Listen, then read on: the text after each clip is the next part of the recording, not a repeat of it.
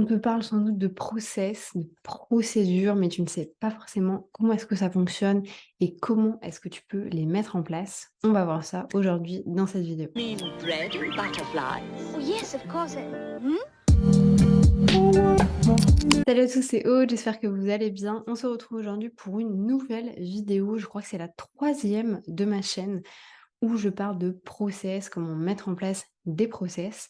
J'ai encore un petit peu amélioré la manière de voir les choses, donc j'avais envie de vous partager ça aujourd'hui. Avant qu'on commence, j'ai envie de casser un petit peu le mythe qu'on a autour des process, où on se dit, mais attends, mais moi je suis pas prête à déléguer, je suis pas forcément prête à grossir. Pourquoi est-ce que je devrais mettre en place des process? Tout simplement parce que les process vont vous permettre un gain de temps qui est juste non négligeable. Et surtout, vous amener beaucoup, beaucoup de tranquillité d'esprit.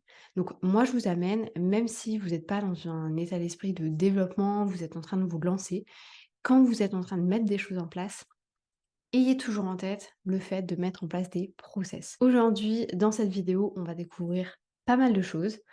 On va voir dans un premier temps pourquoi est-ce qu'il est utile d'avoir des process. On va également apprendre un petit peu à définir ses pôles de travail. Ensuite, ça va nous permettre de définir la nature des process en eux-mêmes. On va venir on va venir cartographier le process, parce que c'est ça qui va vous permettre aussi de comprendre un petit peu toutes les étapes et du coup de créer un process qui va être duplicable et délégable, tout simplement. On va ensuite créer des process. Je vais vous montrer un petit peu mon fonctionnement et ensuite, on va tester ce fameux process. Donc déjà, un process, qu'est-ce que c'est? Un process, c'est une suite d'étapes qui va vous permettre tout simplement d'atteindre un objectif. Il peut allier des outils, des personnes, des plateformes, vraiment à un moment spécifique, à un moment donné. La raison de la création d'un process, c'est tout simplement de pouvoir être reproduit pour avoir un gain de temps et tout simplement un gain d'efficacité. Très souvent, on va se dire, mais les process, c'est vraiment pour les grosses boîtes, c'est les gens qui sont en développement, qui délèguent énormément, alors que pas forcément. Quand vous allez vous rendre compte que vous vous mettez à beaucoup faire les mêmes actions, d'être toujours en train de travailler sur la même chose, c'est là qu'il est intéressant de commencer à créer des process. Parce que par défaut, ça va vraiment vous permettre de faire un gain de temps. D'ailleurs, si vous n'avez pas regardé la vidéo que j'ai sortie mercredi sur les 10 process, les 10 automatisations que vous devriez avoir dans votre business, je vous amène à aller la voir. Ça va vous permettre également de comprendre pourquoi est-ce qu'il est intéressant d'avoir des process et du coup par lesquels vous pouvez commencer. Très souvent, j'ai des gens qui viennent me voir et qui me disent: «Mais Aude, moi j'ai envie de déléguer, mais j'y arrive pas. J'ai essayé, ça n'a pas marché, on n'arrivait pas à se comprendre, on n'arrivait pas à se communiquer». Ça me prenait finalement plus de temps de le déléguer que de le faire par moi-même, donc je ne voyais pas forcément l'intérêt. Souvent, quand on se retrouve dans cette situation, c'est parce qu'on n'a pas de process en place et surtout qu'on n'a pas une bonne organisation. C'est-à-dire qu'on ne comprend pas forcément comment s'organiser, comment être organisé notre propre business. Et forcément, quand on doit se mettre à le communiquer à des tierces personnes, si même nous, on n'est pas vraiment allié avec ce qui doit être fait, c'est hyper, hyper compliqué de venir le mettre en place. C'est pour ça que les process doivent être faits avant de recruter, doivent être testés avec la personne ou par vous-même et doivent être adaptés. Parce qu'au-delà de tester votre process, vous allez également l'adapter énormément suivant les outils, les plateformes ou les personnes qui vont rentrer en jeu. C'est pour ça qu'il est extrêmement intéressant d'avoir des process quand vous déléguez, mais également d'avoir des process quand vous avez envie d'avoir un gain de temps et d'avoir aussi beaucoup moins de charge mentale. Moi, je sais que d'avoir mis des process en place, alors aujourd'hui, je délègue beaucoup, mais néanmoins, j'avais des process même avant de déléguer. Ça m'a permis vraiment de réduire ma charge mentale parce que je savais combien de temps allait me prendre telle ou telle tâche. Et du coup, il y a plus cette appréhension de se dire, OK, là, ça va être la panique, il va falloir que je fasse telle chose, etc. Tout va mieux, tout est mieux géré. Et forcément, vu que ça vous amène d'avoir moins de charge mentale, un gain de temps, ça va vous permettre de vous développer. C'est juste non négociable. Une fois que vous avez compris pourquoi est-ce qu'il faut avoir des process, moi, ce que je trouve intéressant, c'est de venir définir ces pôles. Alors, très souvent, j'ai la remarque, mais qu'est-ce que c'est que les pôles de travail? Je ne comprends pas ce que c'est que les pôles de travail.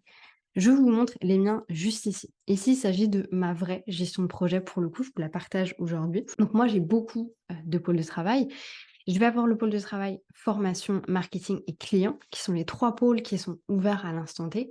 Néanmoins, j'en ai beaucoup plus. Donc on va également avoir le pôle de travail Notion. Ça va être quand je crée des templates pour YouTube ou alors que je crée des templates pour des clients. On a le pôle newsletter, quand je travaille sur la newsletter, qui va venir un peu plus tard. On a le pôle YouTube, le pôle podcast. Là, je vous apprends pas grand-chose. C'est vraiment en lien avec la chaîne et le podcast. On a le pôle Tea Time. Tea Time, c'est un pôle où j'ai un objectif, mais je ne sais pas exactement quand est-ce que je vais le faire. Donc, plutôt que de prendre de la place ici et du coup de m'embrouiller un peu l'esprit dans mes pôles principaux, je le mets dans Tea Time et quand je suis prête à le faire, je le déplace dans le pôle qui correspond. Ensuite, on a le pôle perso. Bon, voilà, c'est mes choses perso. Le pôle Instagram, ça va en lien avec YouTube et avec Instagram. On a le pôle développement personnel et on a le pôle coaching. Donc moi, j'ai le pôle client et le pôle coaching parce que c'est pas la même chose. Comme je fais de la prestation de service, les 2 personnes là qui sont dans le client, c'est de la prestation de service. Et quand ça va dans la partie coaching, c'est vraiment pour les gens que je coach. Donc ici, moi déjà, j'ai mes pôles de travail. Donc ça me permet de savoir un petit peu où est-ce que je vais devoir commencer à créer des process. Donc je vous amène dans un premier temps à mettre pause à cette vidéo et à venir définir vos pôles de travail. Si vous avez création de contenu, ok, très bien. Mais il n'y a pas que ça. Je veux dire, est-ce que vous avez Instagram? Est-ce que vous avez un podcast? Est-ce que vous avez une chaîne Twitch? Est-ce que vous avez une chaîne YouTube? Est-ce que vous avez une newsletter? Chaque partie va avoir un process hyper spécifique. Donc, dans un premier temps, mettez en place vos pôles de travail. Deuxième chose qu'on va pouvoir faire, une fois que vous avez vos pôles de travail, c'est de venir définir la nature de vos process. Moi, j'ai décidé pour le coup, là, de vous montrer tous les process qui sont en lien avec ma création de contenu. Donc, c'est ce que je vous disais tout à l'heure. Ici, donc là, on n'est plus dans ma gestion de projet, on est vraiment dans ma database sur mes process. On va avoir YouTube, le podcast, Instagram, la newsletter. On a même également le blog et on a les clients. Alors, je vous ai mis les clients parce que je crois que je voulais vous montrer un exemple dans les clients, mais on verra plus tard. J'en ai plein d'autres sur le côté si on continue juste ici, mais du coup, je ne les ai pas fait apparaître pour pas forcément vous embrouiller l'esprit. Donc là, le deuxième exercice à faire, c'est qu'en fonction de vos différents pôles, venez mettre les process dont vous avez besoin. Donc si on prend par exemple YouTube qui est un des plus gros, donc moi je vais avoir la gestion des statistiques, d'ailleurs vous le voyez, ils sont sur tous les réseaux sociaux dans tous les cas, la création du calendrier éditorial, la partie tournage, la partie montage, les miniatures, l'exportation sur YouTube, la communication sur Instagram et la communication dans la newsletter. Donc grâce à ça, ça me permet vraiment d'avoir de la visibilité et de comprendre quel type de process je vais avoir à l'intérieur de chacun de mes pôles. Si on prend par exemple pour la partie client, donc là je vais avoir l'expérience prospect, l'expérience client, le suivi de coaching, la fin de coaching et la gestion de l'espace membre. Et si on prend la formation, on a création de formation, montage des formations, intégration à la plateforme. Et à l'intérieur de chacune de ces cartes, je vais avoir un process en lui-même. Et je sais que souvent on va se dire: «Ah mais attends, mais moi j'aurais mis création d'une vidéo YouTube». Ouais, mais du coup, c'est pas que ça. C'est là que c'est intéressant en fait de vraiment venir découper pour vous rendre compte de tout ce qu'il va y avoir à l'intérieur de votre process. Une autre chose qui peut être intéressante à faire également quand vous allez mettre en place vos process, c'est de réfléchir qui va être en charge. Est-ce que potentiellement ça serait une personne extérieure? Moi, si je vais juste ici et que je vais du coup dans propriété et que j'affiche en charge, on va voir qu'on a plein de choses qui se mettent sur la partie création de contenu parce que du coup, j'ai toutes les personnes qui travaillent avec moi. On va prendre par exemple le podcast. Dans le cas du podcast, c'est moi qui m'occupe de la gestion des statistiques que je fais au premier de chaque mois. Le montage, c'est complètement Jade qui le fait. D'ailleurs, je n'ai pas mis assez. Le tournage est là, pardon. Le tournage, c'est moi qui le fais. Le montage, c'est Jade qui le fait. Les miniatures, c'est Jade qui les fait. L'exportation sur YouTube et Ocha, c'est Jade qui le fait. La communication sur Instagram, c'est moi qui l'a fait. Et la communication sur la newsletter, c'est moi qui l'a fait. Alors, pas de panique, hein, la newsletter n'est pas lancée pour les personnes qui se disent moi, je la reçois pas. C'est complètement normal. C'est à venir, mais je commence déjà à travailler sur le process. Et du coup, vous voyez que c'est divisé en fait par chacun des pôles. Chaque personne qui va être en charge de quelque chose va aussi être présente ici. Donc ça, c'est hyper intéressant de bien comprendre la nature de ces process pour pouvoir commencer à les créer derrière. N'ayez pas en tête créer du contenu. C'est pas un process de créer du contenu. Déjà, découpez-le par nature, donc tournage, montage, miniature, etc. Et ensuite, mettez-le en forme. Par exemple, je prends Instagram, parce que je pense que beaucoup d'entre vous me suivent d'Instagram. Moi, je vais avoir la création du calendrier édito, la création des descriptions, la création des visuels, la programmation des posts. Tout ça, c'est de la création de contenu. Mais il y a 4 process à l'intérieur. Ensuite, un exercice que j'adore, moi personnellement, c'est de cartographier le process en lui-même. Donc ça, je l'ai fait pour la partie formation. On va aller le voir ensemble. Ici, je vous ai mis une petite note. Pour moi, c'est hyper important de faire la différence entre un objectif et du coup une action en elle-même. Pour ça, on va aller juste ici pour pouvoir découvrir tout ce qu'il y a à l'intérieur. Donc ici, moi, j'ai mes process en fonction de la formation. Donc, formation, c'est un pôle. La création de formation, tournage et montage et intégration des plateformes, ce sont la nature de mes process. J'ai du coup 3 plus ou moins process à créer. Ça, ce sont des objectifs. Une création de formation, c'est pas une action, c'est un objectif. J'ai pour objectif de créer une formation. Par contre, si je vais à l'intérieur, là, j'ai des actions en elles-mêmes qui sont de structurer la formation, faire le scriptage et les présentations PowerPoint et ensuite faire la relecture. Ça va me permettre d'atteindre l'objectif de créer des formations, donc la nature de mes process. Pour tournage et montage, on va du coup avoir 2 grosses étapes, là je les ai différenciées pour le coup. Pour le tournage, on va du coup avoir la préparation du setup, qui est vraiment le gros truc. Ensuite, on va avoir la relecture des présentations, le tournage test, le tournage en lui-même, le téléchargement des pistes, l'ajout des pistes sur la plateforme, donc moi c'est Drive par exemple, et la communication avec la team montage, les personnes qui vont monter mes formations. Ensuite, pour le montage, on va avoir le téléchargement des pistes pour la personne qui s'en occupe, le collage son image plus l'exportation, le process de montage numéro 1, donc là je ne vous partage pas tout non plus pour que vous n'ayez pas tous mes secrets, le visionnage numéro 1, le process de montage numéro 2, le visionnage numéro 2 et ensuite l'exportation. Ça permet d'avoir également toutes les vidéos. Et ensuite, le dernier objectif, c'est du coup l'intégration sur la plateforme. La création du module sur la plateforme, moi j'ai des templates partout, donc la personne a juste à dupliquer la template. La création du design, parce qu'on met des designs Canva spécifiques, l'ajout de la vidéo sur la plateforme et un test complet donc pour vérifier que tout fonctionne. Et ensuite, la communication aux personnes dont on a besoin de communiquer. Par exemple, les personnes qui sont dans mes formations. Donc on a notre pôle, on a la nature de notre process avec les 3 objectifs et ensuite on a vraiment les actions concrètes. Et c'est ces actions-là sur lesquels on va devoir créer des process. Je ne crée pas un process de création de formation.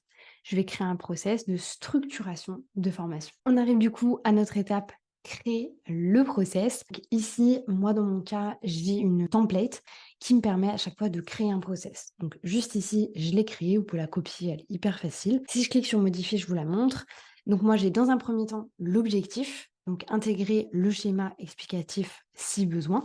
Donc, par exemple, c'est le schéma que je vous ai montré juste avant, parce que c'est intéressant que la personne, en fait, ait de la visibilité sur ce qui va devoir être mis en place. Ensuite, on va avoir un espace pour les outils de suivi.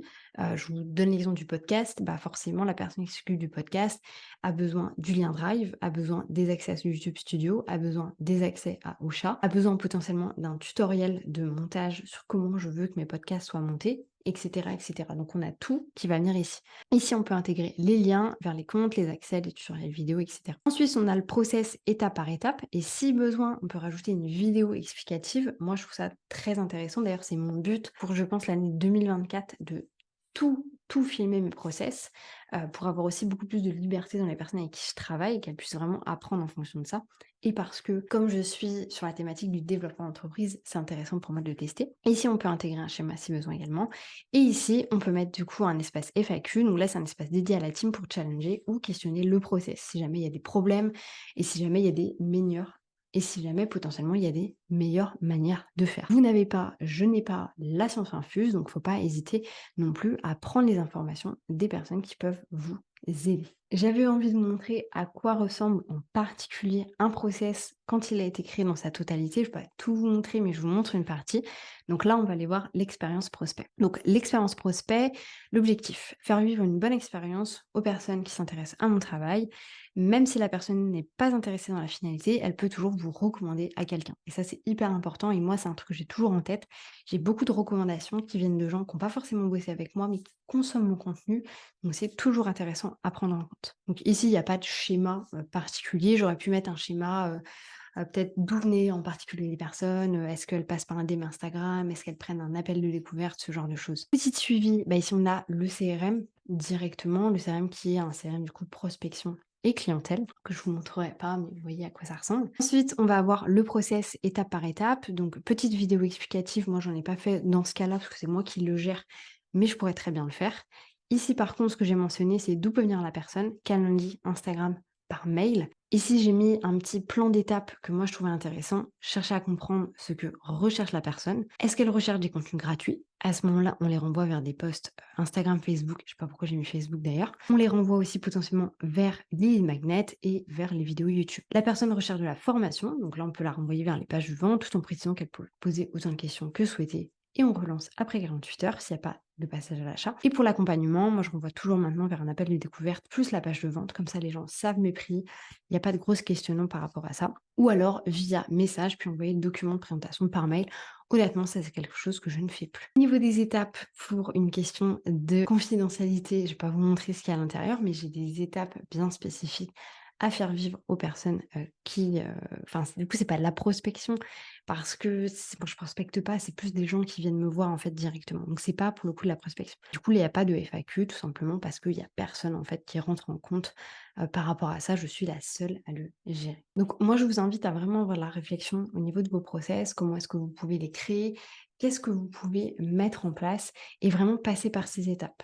J'ai mon pôle, j'ai la nature de mon process avec mes objectifs. Dans mes objectifs, j'ai mes process en eux-mêmes et ensuite je crée process par process avec l'objectif, avec les outils, avec les étapes et avec potentiellement la FAQ. Et en dernier, la petite remarque que je me suis mise, j'aurais pu mettre tester et adapter d'ailleurs le process, c'est qu'ici c'est hyper intéressant de challenger votre équipe. Vous n'avez pas la science infuse, ils sont sans doute meilleurs que vous sur certaines choses, donc faut pas hésiter à leur dire d'être fort de proposition. S'ils ont envie de faire des changements, ils peuvent le faire, mais il faut que vous soyez ouverts aussi à ces changements-là. Faut pas hésiter à adapter le process en fonction forcément de la situation. Moi, je sais que, par exemple, au début, on a le même process YouTube et pour le podcast. Aujourd'hui, c'est 2 process qui sont complètement différents. D'ailleurs, ça va être 2 personnes différentes qui vont le gérer. Donc, potentiellement, ça va se ressentir au niveau du process également. Et surtout, et ça, c'est hyper important, toujours se rappeler du but, toujours se rappeler de l'objectif du process que vous allez être en train de mettre en place. Ne pas juste faire une structuration de formation en vous disant ah tiens ça m'intéresse. Non, c'est une structuration de formation. Ensuite c'est du scriptage et de la présentation.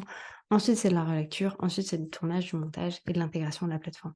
Vos process doivent faire partie d'un objectif qui doit faire partie d'un pôle bien spécifique afin que vous puissiez vraiment les mettre en place. Je mettrai à jour la template qui est à l'intérieur de toutes mes templates, donc n'hésitez pas à la retrouver dans le lien qui est juste en description. J'espère que cette vidéo sur les process vous aura plu. Moi, je vous retrouve plus tard pour une nouvelle vidéo.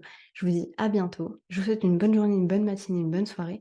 Peu importe quand est-ce que vous allez regarder cette vidéo et je vous dis à bientôt pour une nouvelle vidéo.